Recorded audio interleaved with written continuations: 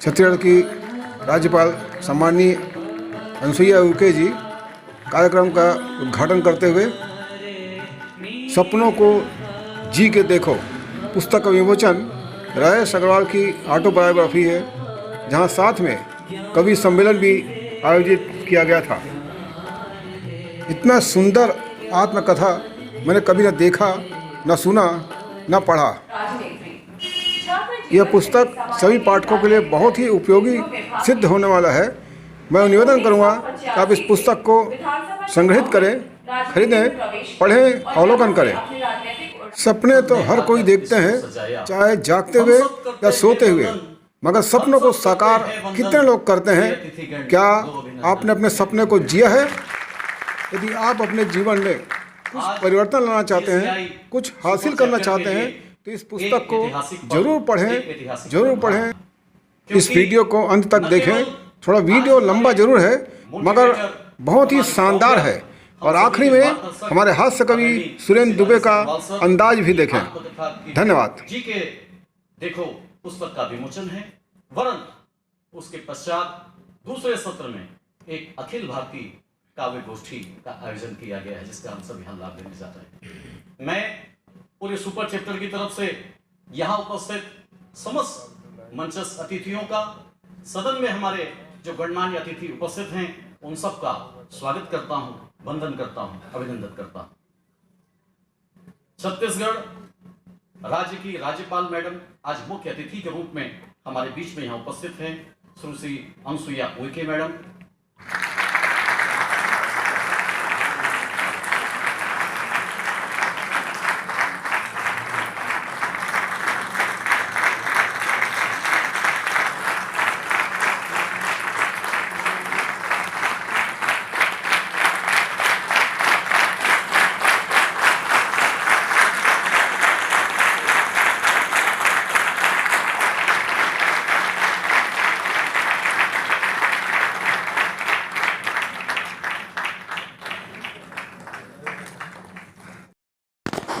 यह है वो पुस्तक सपनों को जी के देखो, जिसके एक एक पन्ने बहुत ही लाजवाब और खूबसूरत है।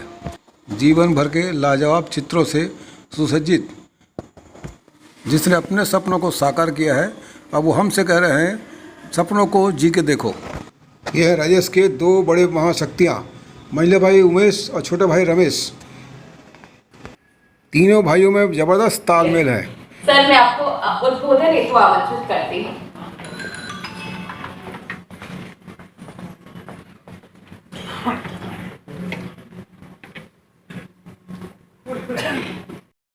प्रणाम करते हुए कार्यक्रम में उपस्थित मुख्य अतिथि आदरणीय सुश्री अनुसुईया उइके जी, गवर्नर ऑफ छत्तीसगढ़, इस पूरे प्रोग्राम को डिजाइन करने वाले और इस प्रोग्राम की मैं सोचता हूँ बागडोर संभालने वाले as a special guest Himanshu Dwivedi ji, मंचस्थ सभी साहित्य के क्षेत्र के बहुत बड़े हस्ताक्षर, पूरे कविगण,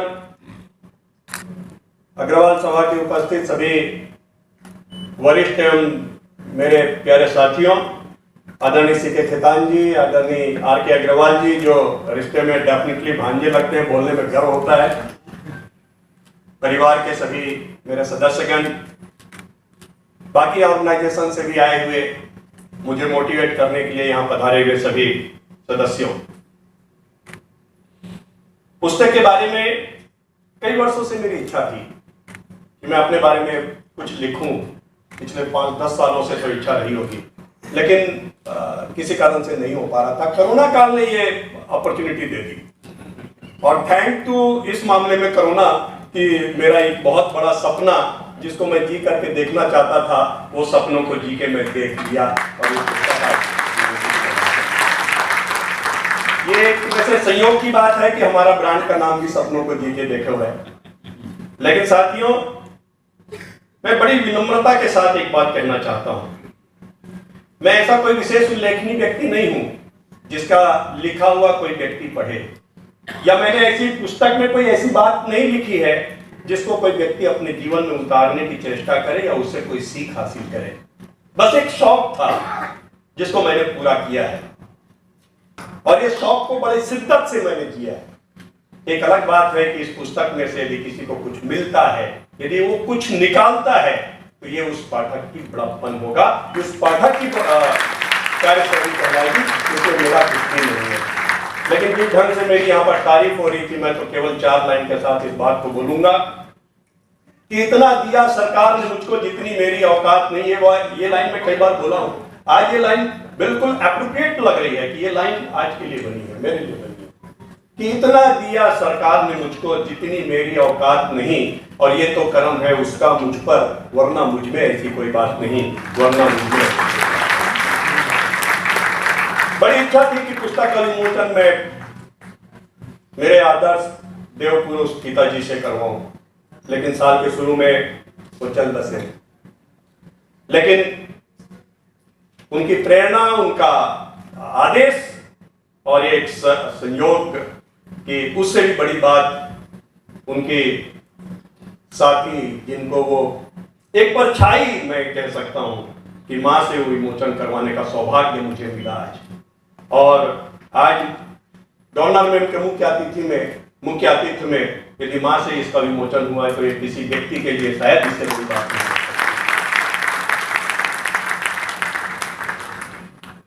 इस किताब के बारे में जैसा एंकर ने बोल रहे थे कि किताब के बारे में मैं कुछ कहूं, किताब के बारे में मैं कुछ भी नहीं कहना चाहता। मैं जितना बोलना था वो मैं बोल चुका शायद। लेकिन इसके सजाने में, संवारने में, इसके लिखने के बाद इसको संपादित काम करने में डायरेक्ट इनडायरेक्ट जिनका भी हेल्प रहा हो, उनको मैं इस मन से, दिल से बहुत बहुत धन्यवाद देता हूं, बहुत बहुत आभार प्रदर्शन करता हूं। साथियों, मैं जानता हूं कि चाहे वो अग्रवाल समाज हो, चाहे वो सामाजिक संस्थाएं हो, चाहे वो परिवार के सदस्य क्यों ना हो, बिना उनके संबल के कोई भी व्यक्ति कुछ भी नहीं कर सकता है। और शायद यही मेरे साथ हुआ है कि सबका प्यार, अटूट विश्वास से मैं शायद कुछ कर पाया हूं और आज इस मुकाम पे पहुंच पाया हूं। मैं आज के इस शुभ अवसर को मैं जाने नहीं देना चाहता। 3 व्यक्तियों का सम्मान मैं इस मंच से कराना चाहता हूं। एक पहले मेरे बचपन के मित्र, जो मेरी लेखनी को संजोए हैं, संवारे हैं, संपादक का काम किए हैं, जो खुद भी साहित्यकार हैं, लेखक हैं, अजय अवस्थी जी आए और गवर्नर में उनसे मेरा सम्मान स्वीकार करें। गवर्नर में उनसे रिक्वेस्ट है उन्हें सम्मानित करने की कृपा करें।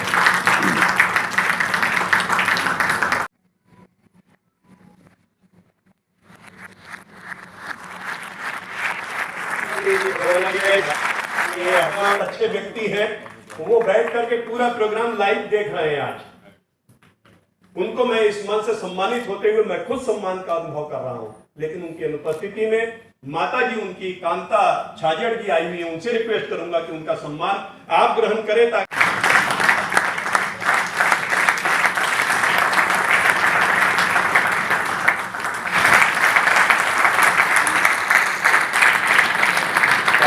कि उसने बहुत अच्छा मार्गदर्शन दिया। उसके बाजू में बैठा हुआ राजेश, मेरा छोटा भाई, मेरी पुत्र वधू प्राची, पूरे परिवार के सदस्य लगातार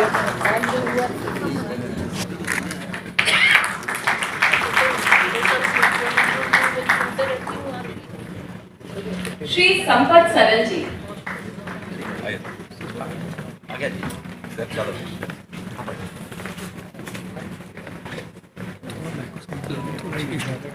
थोड़ा सा ना एक सेकंड।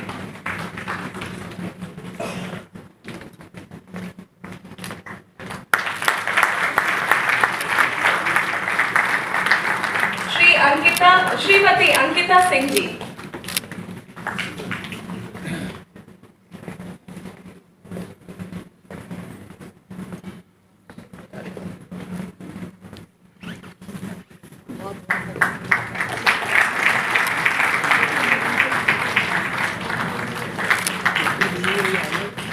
श्री अरुण जेमिनी जी।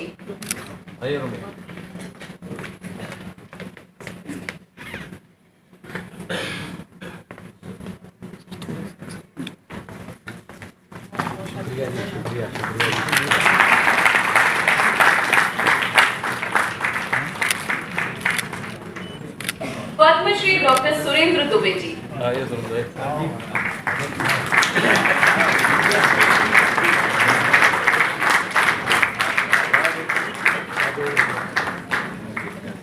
अभी तो सम्मानित है, सामान बात की बात है।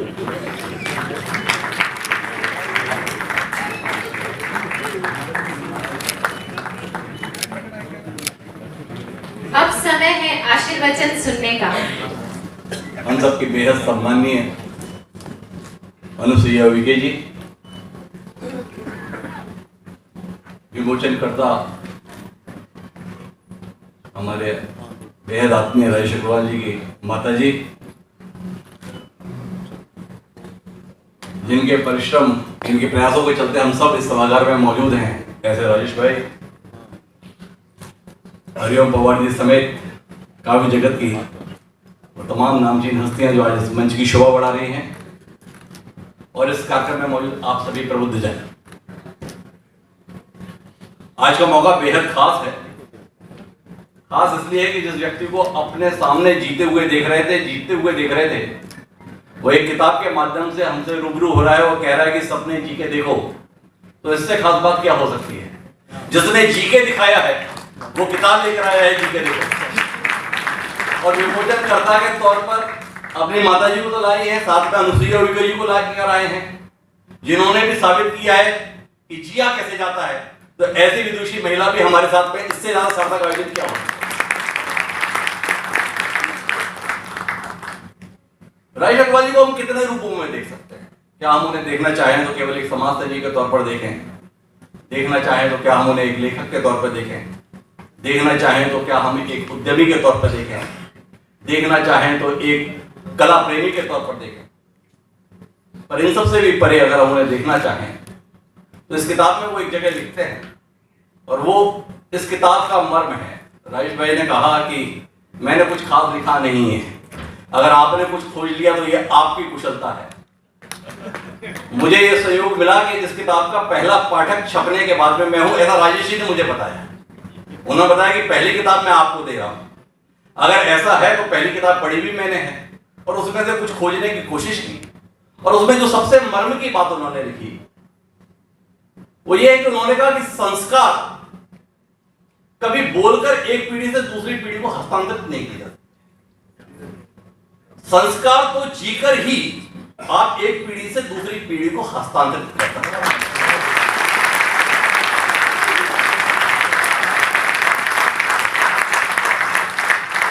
राजेश अग्रवाल जी ने ये लिख दिया, ये बहुत महत्वपूर्ण बात नहीं है। महत्वपूर्ण बात यह है कि उन्होंने ये साबित करके दिखाया, और ये बात आप तब जानेंगे जब आप इस किताब को पढ़ेंगे। तो इसके लिए उनके पिताजी, उनकी माताजी को श्रेय जाता है। इस किताब के माध्यम से पता चलता है कि 3 भाई, राजेश जी के पिताजी और उनके 2 भाई हुआ करते थे। वह लोग एक छत के नीचे ही रहते थे। शादी हो जाने के बाद भी एक ही थाली में तीनों भाई खाना खाया करते थे। इस संस्कार के साथ में राजेश जी, उमेश जी और रमेश जी बड़े हुए, और वो संस्कार हस्तांतरित हुए, इसके साक्षी हम सब लोग हैं। क्योंकि व्यापार जगत में जितनी भी ऊंचाई छुई हो, पर उन्होंने व्यवहार में अपने संस्कार को जिंदा रखा। आज भी राजेश जी, उमेश जी और रमेश जी को हम अलग करके नहीं देख पाते। ये आपकी सबसे बड़ी सफलता है, आपकी माता जी की सबसे बड़ी उपलब्धि।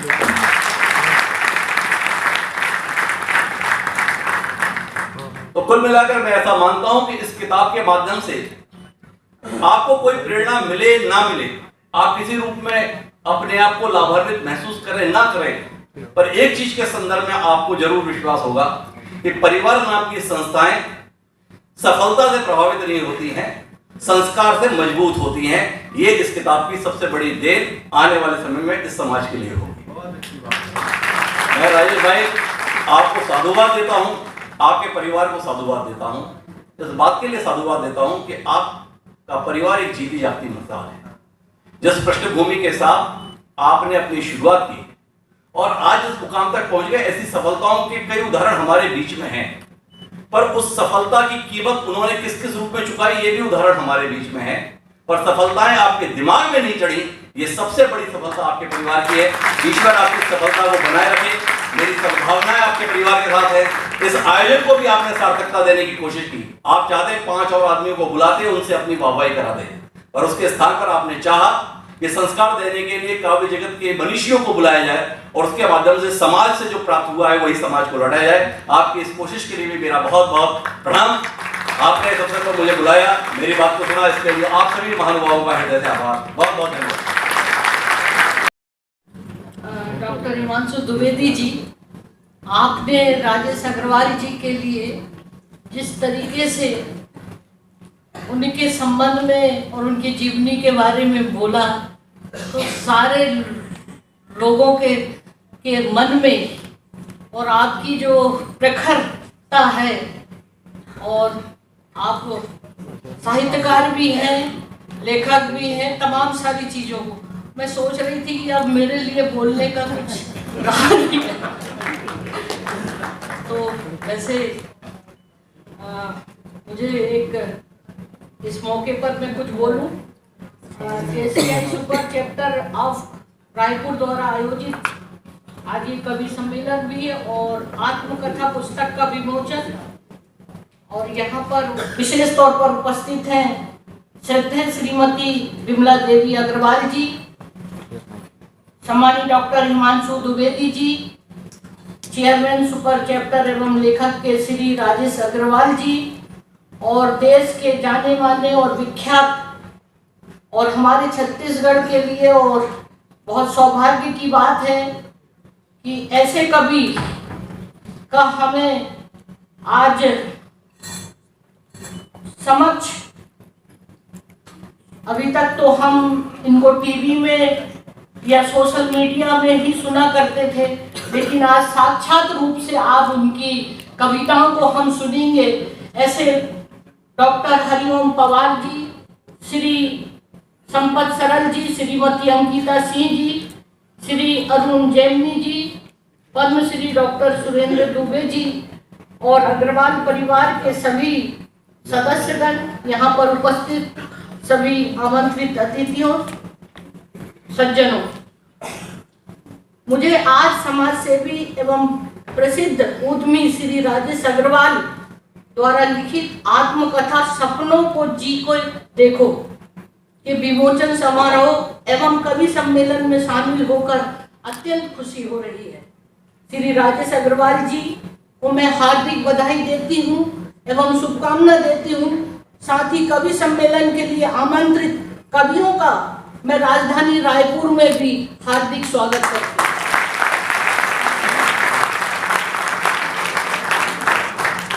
श्री अग्रवाल जी समाज सेवा के लिए सदैव समर्पित रहते हैं और वे युवाओं के लिए प्रेरणा स्रोत भी हैं। उनकी ऊर्जा से दूसरे भी प्रभावित हुए बिना नहीं रहते। उनकी आत्मकथा युवाओं को आगे बढ़ाने, अपने सपनों को पूरा करने और आनंद पूर्वक जीवन जीने के लिए प्रेरित करती है। मेरा यह मानना है कि समाज में जो व्यक्ति निस्वार्थ होकर दूसरों की सेवा करता है वह प्रत्येक काल में बदनीय माना जाता है। मैं हमेशा कहती हूँ कि जो भी हम ऐसे जो लोगों को हम सम्मान से देखते हैं, उनका सम्मान करते हैं किसी भी क्षेत्र में, वो ऐसे सम्मानी नहीं हो जाते। जो मानवीय संवेदना के साथ मानवता की सेवा समर्पण भाव से करता है, वो हमेशा समाज में सम्मान पाता है। और यही खूबी अग्रवाल जी मैंने आप में देखा है। आप समय समय पर मुझसे मिलने आते हैं राजभवन में और आपके द्वारा किए जा रहे सारे कार्यक्रमों को मुझे विस्तार से बताते हैं। जैसे कि आप KCI सुपर चैप्टर जो आपका यहाँ पर संस्था है और स्काउट गाइड में भी है और विभिन्न प्रकार की, तो निश्चित रूप से आपकी ये जो आत्मकथा है सारे युवा वर्ग के लिए और समाज के बुद्धि सबके लिए प्रेरणा का एक कवच के रूप में काम आएगी। और भी ध्यान खींचते हैं और हमें चिंतन करने पर भी विवश करते हैं। हालांकि आपके बारे में क्या बोलूं, आप खुद ही सब लोग सुनेंगे।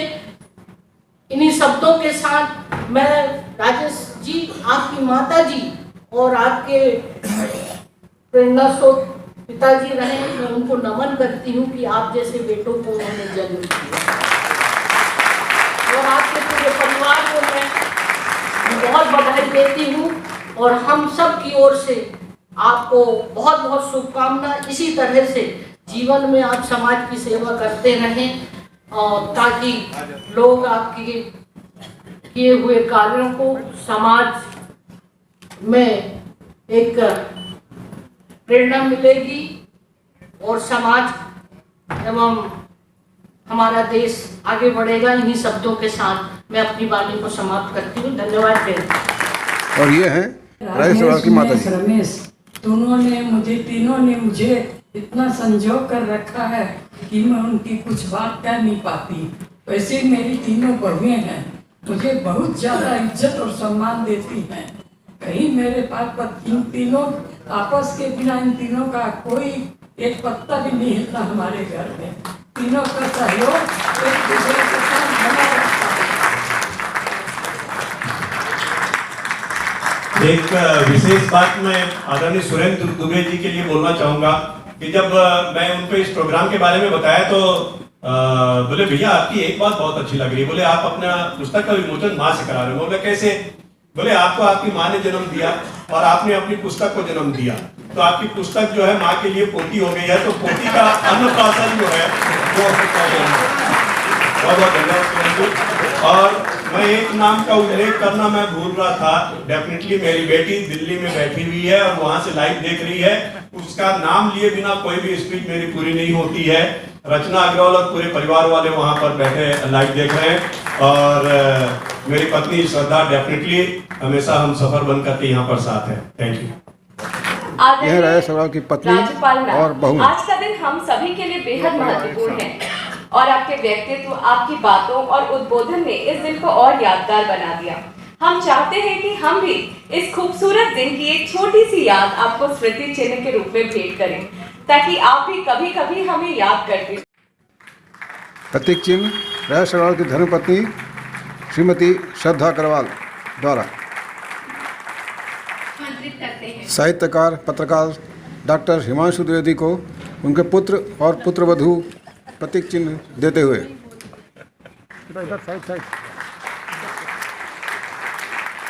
छत्तीसगढ़ के मशहूर हास्य कवि सुरेंद्र दुबे जी देखिए कवियों का किस तरह से परिचय करा रहे हैं। कश्मीर में कविता सुनाते हैं, क्योंकि अब कश्मीर कविता सुनाने के लायक ही बचा है, बाकी ठीक तो ठीक हो गया।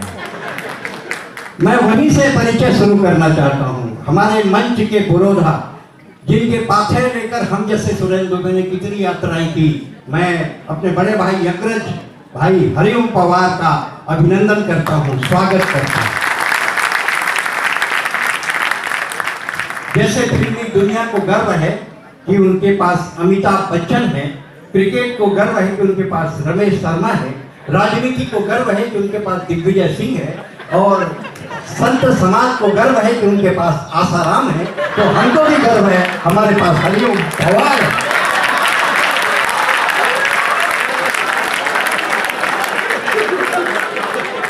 हरिओम पवार है। ये हिंदी काव्य मंच की जर्सी गाय, ये कई बाल्टी दूध देती है।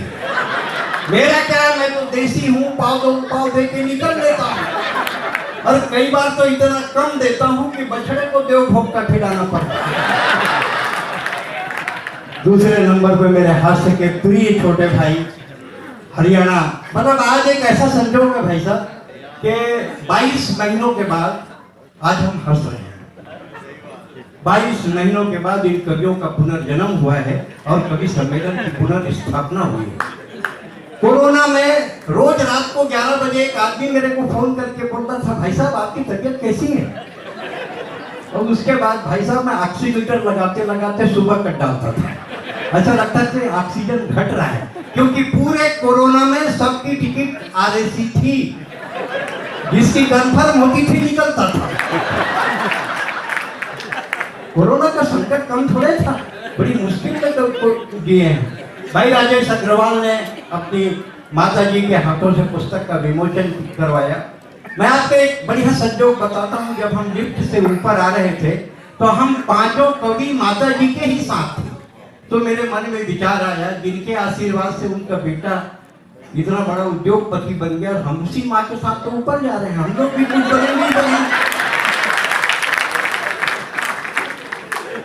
माँ माँ होती है, माँ की तुलना किसी से नहीं की जा सकती।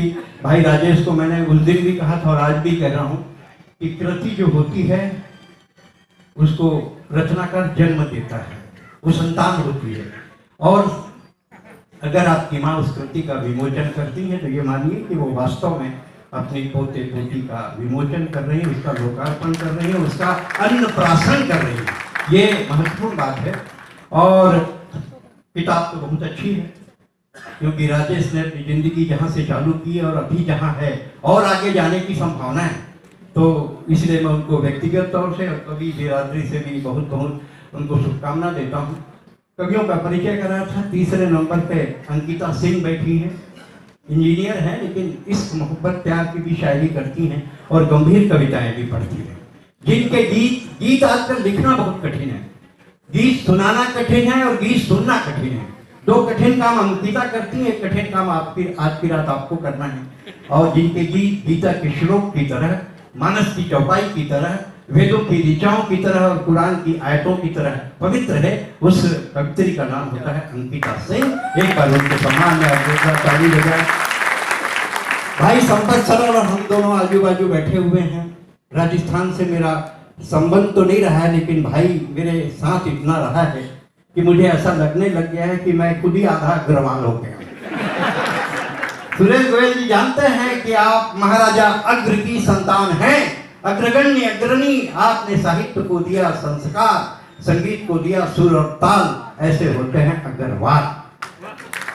18 होते हैं गीता के अध्याय, 18 होते हैं गीता के अध्याय, 18 होते हैं महाभारत के पर्व, 18 होते हैं पुराण, इसलिए 18 गोत्र अग्रवालों के होते हैं। मैं आपका अभिनंदन करता हूँ।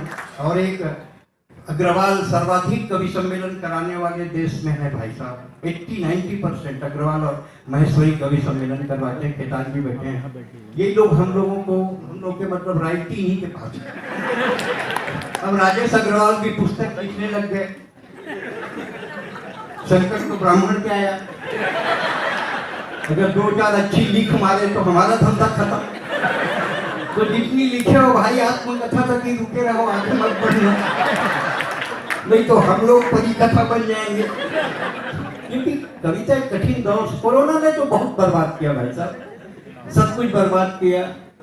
और संपत सरल के बारे में मैं बात कर रहा था। अगर हम शरद जोशी की बात करते हैं, शरद जोशी का अगर आपने पढ़ा या सुना तो होगा ही होगा, क्योंकि सक्सेना को आप पढ़ते सुनते हैं। और अपने छत्तीसगढ़ में गद्य बैंक की परंपरा बहुत पहले मंचों पे चालू हुई। बीच में एक अंतराल सा आ गया, लेकिन उस अंतराल को पूरा किया, भरा और पूरी विद्वता के साथ जिसने गद्य बैंक को मंच पर पुनर्जीवित किया, उसे पूरा हिंदुस्तान और पूरा विश्व आज संपत सरल के नाम से जानता है। एक बार उनके सम्मान में जोरदार तालियां बजाएं। अगर आपके हाथों में ताकत और आंखों में शर्म हो तो मेरे लिए भी ठोक दो। मैं आप लोगों ने खूब प्यार दिया। जब मुझे 2010 में पद्मश्री मिली और मैं राष्ट्रपति भवन से बाहर निकला तो एबीपी की एंकर मेरे पास आ गई और उसने एक सवाल किया, बिल्कुल ईमानदारी से और पूरी जिम्मेदारी से कह रहा हूँ। तो उसने कहा कि आप किसको भेंट करेंगे, ये पद्मश्री आप किसको दे रहे हैं। सामान्यतः क्या होता है, पति अपनी पत्नी को, अपनी बेटी को, अपनी बहन को, अपनी माँ को, अपने पिताजी को, किसी को भेंट करते हैं कि इनको समर्पण कर रहे हैं। मैंने राष्ट्रपति भवन के सामने कहा, एबीपी में बकायदे लाइव कहा कि मैं ये पद्मश्री छत्तीसगढ़ की 2.5 करोड़ जनता को समर्पित करता हूँ जिन्हें मशहूर लोगों को बनाया। आपने सुना, मैं तो पहली बार जब अमेरिका गया भाई साहब, मैं कभी हवाई जहाज में नहीं चढ़ा था। भगवान कसम बता रहा हूँ, मैं हवाई जहाज देखा नहीं था। पहले तरह मेरी जगह जन्म जहाँ मैं पैदा हुआ, सड़क में बहुत देर तक हवाई जहाज चलता है। हमको लगा ठग दिया।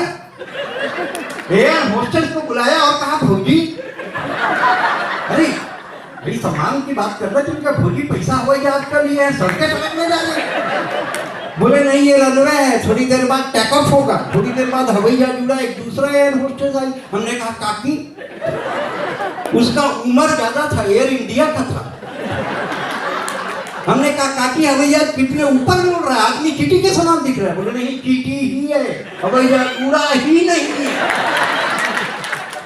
बड़ी तकलीफ होती है। हम लोग क्या है, छत्तीसगढ़िया लोग बड़े अपना लचकुरहा टाइप के होते हैं, रिजर्वेशन की टिकट लेके भी अपनी सीट के बाजू में खड़े रहते हैं। ये 16 नंबर मोड़ है, थोड़े तो भाई लेकिन बोल नहीं सके, कॉन्फिडेंस थोड़ा सा लचकुरहा नहीं। जब मैं इंडिगो में बैठे, जब मैं डोमेस्टिक फ्लाइट में बैठे पैरिस, तो मैं भाई हिमांशु द्विवेदी फोन करे, भैया ये डोमेस्टिक में बैठने का सिस्टम क्या है? बोले कुछ नहीं, टिकट कटाओ, घंटी बजाओ, खाओ।